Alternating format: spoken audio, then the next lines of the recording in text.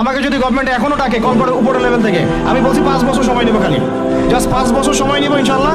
আমাকে 100 জনের প্যানেল দিয়ে দেন, পুরো শিক্ষা সিস্টেম চেঞ্জ করে দেওয়া যাবে ইনশাল্লাহ। আল্লাহ পাক আমাদেরকে বুদ্ধি প্রতিবন্ধী হিসেবে তৈরি করেন নাই।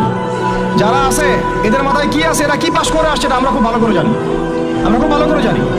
কিন্তু আমরা অন্যকে আন্ডারএস্টিমেট করতে যাচ্ছি না, আমাদের নিজেদের উপর কনফিডেন্স আছে আমাদের। এটাকে চেঞ্জ করা খুবই সম্ভব, ভেরি মাচ পসিবল।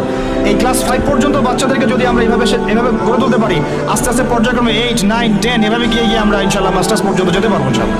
আর যদি দেখা যায় না এই সিস্টেমে পারছি না, তাহলে কোনো সমস্যা নেই, আমরা এটার নাম মাদ্রাসা দিয়ে দিব, কোনো সমস্যা নাই। তোহা জিন্নুরাইন ইসলামিক স্কুলের দরকার নাই, আমার তোহা জিন্নুরাইন ইসলামিক মাদ্রাসা থাকলেও চলবে। স্কুলই হতে হবে শেষে, নট নেসেসারি। আমার দরকার সিলেবাসটা কি, আমি পড়াচ্ছি কি, আমার এনভায়রনমেন্ট কি, আমার বাচ্চারা খেলতেছে কিনা, ভালো খাচ্ছে কিনা, ওর পরিবেশ কেমন, এটা মূল কথা, আমার টাইটেলটা মূল কথা না।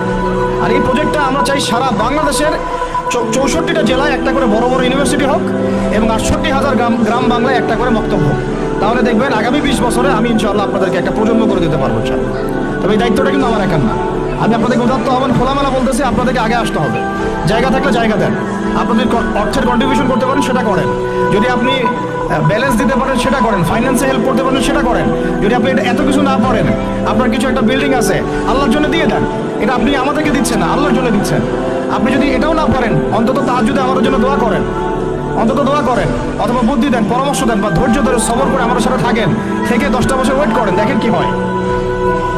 আমার শুধু আমার মেয়েকে নিয়ে ফিকির না তো, এই প্রত্যেকটা বাচ্চা আমার বাচ্চা, আল্লাহর কসম করে বলতেছি। প্যালেস্টাইনে যখন আমরা দেখি যে আমাদের এক একটা বাচ্চা না খেয়ে মারা যাচ্ছে, তখন আমার নিজের যৌবনের উপর আমার ধিক্কার আসে যে আমি যুবক এখানে বসে আছি, আর আমি এই মানে কি বল মন্দের ভালো কিছু কাজ করার চেষ্টা করতেছি, অথচ আমাদের এই যে কচিকাঁচা বাচ্চাগুলো প্রত্যেকদিন বোমার শিকার হচ্ছে। ধিক্কার আমাদের যৌবনের উপরে, ধিক্কার আমাদের ক্ষমতার উপরে, আর ঠিক ওইসব রাজতন্ত্রের উপরে যাদের ভিত্তির উপর দাঁড়ায় ওই কাজগুলো তারা করতেছে।